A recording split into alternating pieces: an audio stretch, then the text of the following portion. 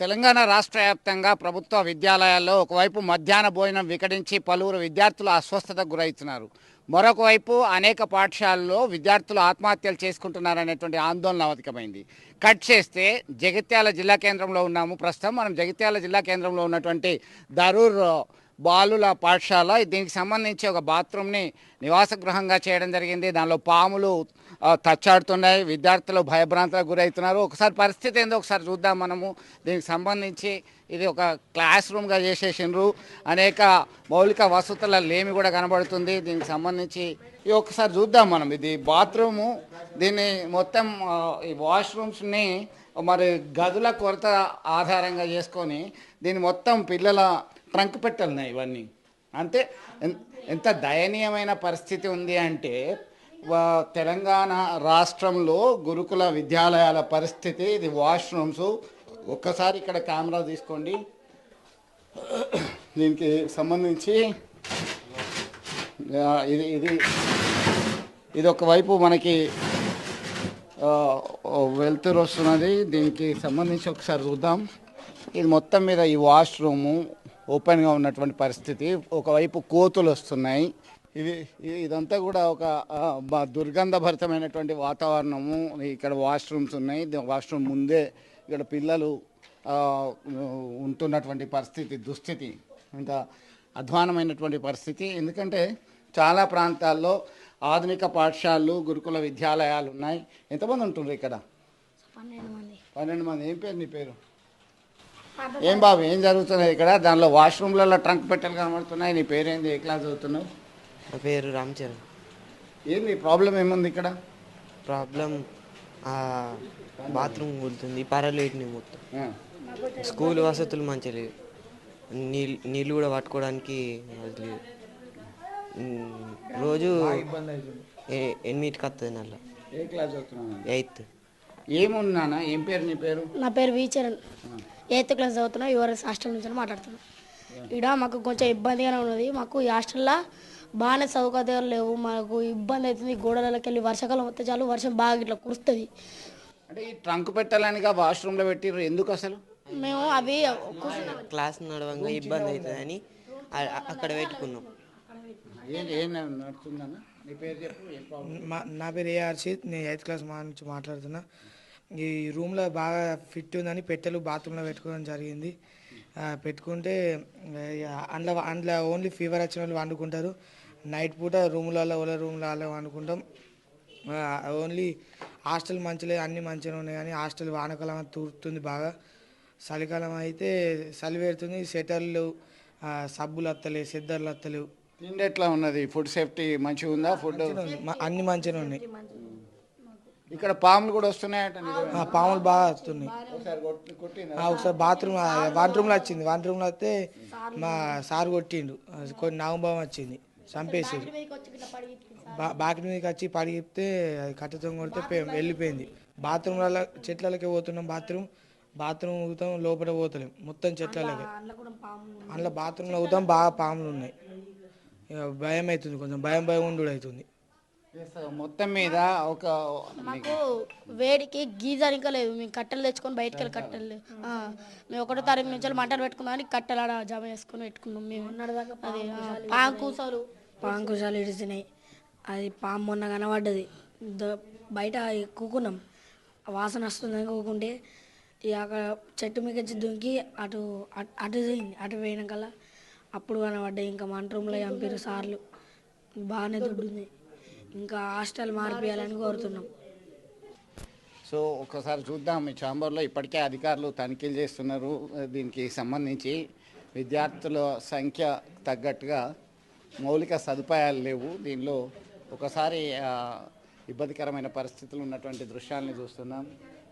పిల్లలు కొంతమంది ఉన్నారు. ఇప్పుడు ఈ 6th క్లాస్ ఉన్నట్టున్నది. సార్ క్లాస్ చెప్తున్నారు. క్లాస్ స్టార్ట్ అయిందా సార్? మళ్ళీ ఆఫ్టర్ లంచ్. దీనిలో వీళ్ళకి బెంచెస్ కానీ అవి కానీ లేవా నాన్న? మీకు ఇక్కడే కూర్చుంటున్నారు రోజు మీరు? ఎప్పటి నుంచి?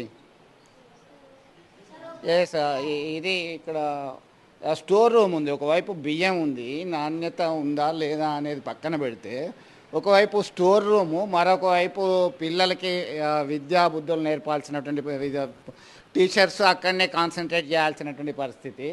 ఈ స్టోర్ రూమ్ ఉంది. దీనికి సంబంధించి బియ్యము గంజు ఇదంతా కూడా ఉంది. దీనికి సహజంగానే ఎలుకలు వస్తున్నాయి, ఇతరత్ర ఉన్నాయి. దీని పక్కనే కిచెన్ ఉంది. ఎలుకల కొరకి మనకి పాములు వచ్చేటువంటి పరిస్థితి ఉంది. దీనిలో దుస్థితి ఎదుర్కొంటున్న ఇబ్బందికరమైన పరిస్థితులు అయితే ఇక్కడ తచ్చాడుతున్నాయి. ఒక్కసారిగా రాష్ట్ర వ్యాప్తంగా ఉన్నతాధికారులు ముఖ్యమంత్రి సైతం ఒక హెచ్చరిక జారీ చేశారు. పిల్లల్ని సరిగా చూసుకోవాలి, మంచి భోజనం పెట్టాలి, నాణ్యమైనటువంటి వసతులు కల్పించాలని ఆదేశాలు జారీ చేశారు. అయితే ఆదేశాలకి ఇక్కడ ఉన్నటువంటి పరిస్థితులకి, స్థానికంగా ఉన్నటువంటి పరిస్థితులకి ఏమాత్రం పొంతన లేకుండా ఉంది. సార్ ఎంఏ వారు ఉన్నారు ఇక్కడ. సార్ ఏంటి పరిస్థితి ఇక్కడ, ఎట్లా ఉంది? పిల్లలు పాములు ఉన్నాయి అంటున్నారు, ఆ బాత్రూమ్లలో ట్రంక్ పెట్టెలు ఉన్నాయి, ఎట్లా ఉన్నాయి సార్? అయితే వసతి మాత్రము కొద్దిగా ఇబ్బందిగానే ఉన్నది.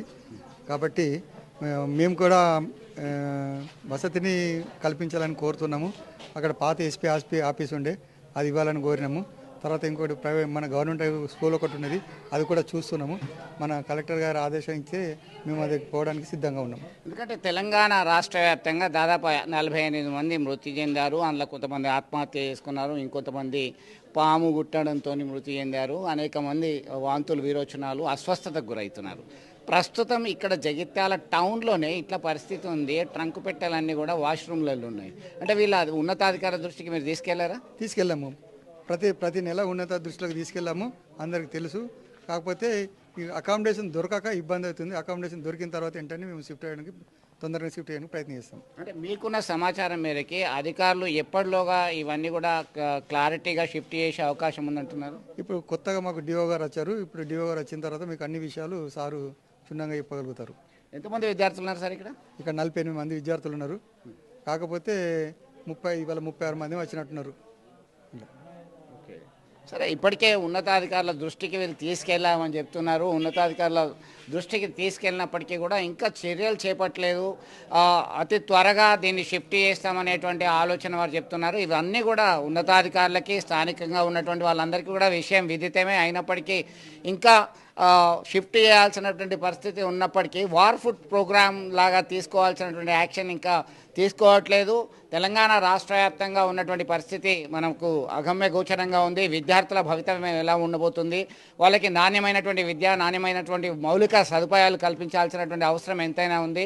ఒకవైపు భయభ్రాంతులకు గురైతూ పాము ఎప్పుడొస్తుంది, ఏ విధంగా ఉంటుంది అనేది ఒకవైపు ఆందోళన వ్యక్తం చేస్తున్నారు. మరొక వైపు ఎలుకలు, చిన్న చిన్న క్రిమికీటకాలు అవన్నిటితో సహవాసం చేయాల్సినటువంటి దుస్థితి పిల్లలకు ఉన్నది. ఎందుకంటే విద్యార్థులు పేద మధ్యతరగతి సాధారణ కుటుంబాలకు చెందినటువంటి విద్యార్థులు వచ్చి ఇక్కడ గురుకుల విద్యాలయంలో ఉన్నత విద్యను అభ్యసిద్దాం, ఉన్నతమైనటువంటి చదువులు చదువుకుందాం అనేటువంటి ఉద్దేశంతో ఇక్కడ వెళ్ళి ఉన్నటువంటి పరిస్థితి ఉంటే, మరొక వైపు మౌలిక సదుపాయాలు సరిగా లేక ఈ దుస్థితిలో ఎంతకాలం ఉంటారు, ఎట్లాంటి భవితవ్యం ఉండబోతుంది అగమ్య గోచరంగానే ఉంది. ఇప్పటికైనా క్లారిటీగా ఇది షిఫ్ట్ చేయాలి, ఇమ్మీడియట్గా ఉన్న పరంగా మౌలిక వసతులు కల్పించాల్సినటువంటి అవసరం ఎంతైనా ఉంది. జగిత్యాల జిల్లా కేంద్రంలో దరూర్ క్యాంపులో ఉన్నాము. ఇది ఒక గురుకుల పాఠశాల, దాదాపు 40 మంది ఉన్నారు. ఇప్పటికే హరిత హోటల్కి ఇది అకామిడేషన్ ఇవ్వాలని చెప్పేసి ఆదేశాలు జారీ అయ్యాయి, నోటీస్ కూడా ఇష్యూ అయింది. అయినప్పటికీ ఇక్కడే పురాతనమైన శిథిలావస్థలో ఉన్నటువంటి ఈ భవనంలోనే 46 మంది వరకు విద్యార్థులు ఉన్నారు. పాములు, తేళ్ల మధ్య సహవాసం చేయాల్సినటువంటి దుస్థితి ఉంది. సార్ ఎట్లా చూస్తారు? మనతో మాట్లాడడానికి డిఓ ఉన్నారు, జగిత్యాల డిఓ ఉన్నారు. డిఓ గారు చెప్పండి, ఎట్లా చూడొచ్చు దీనికి సంబంధించి? ఒకవైపు రాష్ట్ర ముఖ్యమంత్రి రేవంత్ రెడ్డి ఆదేశాలు జారీ చేశారు. నాణ్యమైనటువంటి విద్య విషయంలో ఒక ఆందోళనకరమైనటువంటి పరిస్థితి నెలకొంది. మౌలిక వసతులు కల్పించడంలో ఎట్లాంటి చర్యలు తీసుకోవడానికి మీరు సిద్ధంగా ఉన్నారు? యాక్చువల్గా ఏంటంటే ఈ బిల్డింగ్ షిఫ్ట్ చేయడానికి ఆల్రెడీ 3 మెన్ కమిటీ వేయడం జరిగింది. ఆ కమిటీలో గౌరవ అడిషనల్ కలెక్టర్ వాళ్ళు కూడా ఉన్నారు. ఆ కమిటీ ద్వారా కొత్త బిల్డింగ్ రెంట్ కోసం చూద్దాం అనుకున్నాము. ఆ క్రమంలో తర్వాత ఆదేశాలు ఏదైతే ఉందో రెంట్ ఫ్రీ బిల్డింగ్స్ చూడమని ఆదేశాలు రావడం వల్ల ఆ ప్రక్రియ ఆగింది. నేను 2 రోజులైంది జాయిన్ అయ్యి. తప్పకుండా దీని మీద షిఫ్టింగ్ కోసం చర్యలు తీసుకుంటాం. గౌరవ కలెక్టర్ గారి ఆదేశాల అనుగుణంగా వాళ్ళ సార్ నోటీసులోకి పెట్టిన తర్వాత సార్ ఎట్లా ఆదేశించుతారో దాని ప్రకారంగా తప్పకుండా చర్యలు తీసుకోవడానికి ముందుకెళ్తాం. ఎందుకంటే వాష్రూమ్లో ట్రంక్ పెట్టెలు ఉన్నాయి, మౌలిక వసతులు సరిగా లేవు, పిల్లలు సైతం ఒక ఇబ్బందికరమైన పరిస్థితి ఎదుర్కొంటున్నారు, ఎవరో ఒకరు ఉండాల్సినటువంటి పరిస్థితి. గత 7 సంవత్సరాల నుంచి ఇది ఫంక్షనింగ్ అవుతుందని చెప్తున్నారు పిల్లలు. ఇది ఇప్పుడు చూస్తే ఏంటంటే అకామిడేషన్ కొంచెం ఇరుక్కునే ఉన్నది. అప్పటి నుంచి ఆల్రెడీ ఇక్కడే ఫంక్షనింగ్ అయింది యాక్చువల్గా 7 years నుంచి. దీనికి మనం అనుగుణంగా తప్పకుండా మార్చే విధంగా ప్రయత్నం చేస్తాం.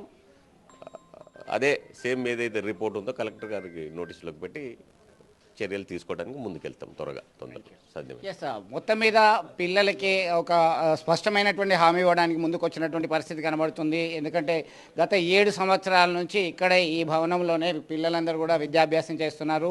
అయినప్పటికీ కూడా ఎలాంటి అతిగతి లేకుండా ఉంది. ఖచ్చితంగా 3-man కమిటీ ఏర్పాటు చేశారు. ఆ 3-man కమిటీ ఇచ్చినటువంటి సిఫార్సు మేరకి త్వరలోనే యాక్షన్ ప్లాన్ రంగం సిద్ధమైందని చెప్పి డిఈఓ చెప్తున్నటువంటి పరిస్థితి మనకి ఇక్కడ ఉన్నాం. ఒకవైపు ఇటు చూద్దాం, ఒక మొత్తం రిమోట్ ఏరియాలో ఉంది. యాక్చువల్గా శ్రీరామ్ సాగర్ ప్రాజెక్టుకు సంబంధించినటువంటి క్యాంపు ఇది. శ్రీరామ్ సాగర్ ప్రాజెక్టులో ఈ క్యాంపుకు సంబంధించిన క్వార్టర్స్ దాదాపు శ్రీరామ్ సాగర్ ప్రాజెక్టుకు సంబంధించిన క్యాంపు అంటే 1980 ప్రాంతంలో ఈ ఏరియాలో ఏర్పాటు చేసినటువంటి క్యాంపు ఇవి. ఇదంతా కూడా జస్ట్ ఈ రిమోట్ ఏరియా లాగా ఉంది. చెత్త చెదారంతో మొత్తం అపరిశుభ్రమైనటువంటి వాతావరణంలో ఉంది. కూలిపోయినటువంటి గోడలు, శిథిలావస్థలో ఉంది. ఎందుకంటే పిల్లలకి రూములు సరిపోకపోవడంతో ఒక ఇబ్బందికరమైన పరిస్థితి ఎదుర్కొంటున్నారు. పాము కుబుసాలు, తేళ్ళు, ఒకవైపు కోతులు, అకామిడేషన్ సరిగా లేకపోవడము, ఇట్లాంటి ఇబ్బందులతో వాళ్ళు ఇబ్బంది ఎదుర్కొంటున్నటువంటి పరిస్థితి అధికారులు చెప్తున్నారు. 7 సంవత్సరాల నుంచి ఇట్లాంటి పరిస్థితిని ఎదుర్కొంటున్నారు. త్వరలోనే వీళ్ళకి రెంట్ ఫ్రీ అకామిడేషన్కి షిఫ్ట్ చేయడానికి అన్ని చర్యలు తీసుకుంటున్నాము. ఉన్నతాధికారులు, జిల్లా కలెక్టరు, విద్యాశాఖ అధికారి అందరు కలిసి రిపోర్ట్ కూడా ఇవ్వడం జరిగింది ఉన్నత అధికారులకి. మేము ఇప్పటికే అప్పీల్ పెట్టుకున్నాం, త్వరలోనే షిఫ్ట్ చేస్తామంటున్నారు. సాధ్యమైనంత వరకు తొందరగా షిఫ్ట్ చేస్తేనే ఏ ఒక్క విద్యార్థి నష్టపోకుండా, ఎలాంటి హాని కలగకుండా ఉండేలా చూడాల్సినటువంటి బాధ్యత ఉంది అని పేరెంట్స్ సైతం కోరుతున్నటువంటి పరిస్థితి. యాజ్ సూన్ యాజ్ పాసిబుల్ దీన్ని షిఫ్ట్ చేయాల్సినటువంటి అవసరం ఇమ్మీడియట్గా ఉంది అని చెప్పొచ్చు. వీడియో జర్నలిస్ట్ సుమంత్తో కలిసి చంద్రశేఖర్, RTV, జగిత్యాల ధరూర్ క్యాంపు నుంచి. మరిన్ని వీడియోస్ కోసం ఛానల్ ని సబ్స్క్రైబ్ చేయండి. లేటెస్ట్ అప్డేట్స్ కోసం వాట్సాప్ ఛానల్ ని ఫాలో చేయండి. అండ్ లింక్ డిస్క్రిప్షన్ లో ఉంది.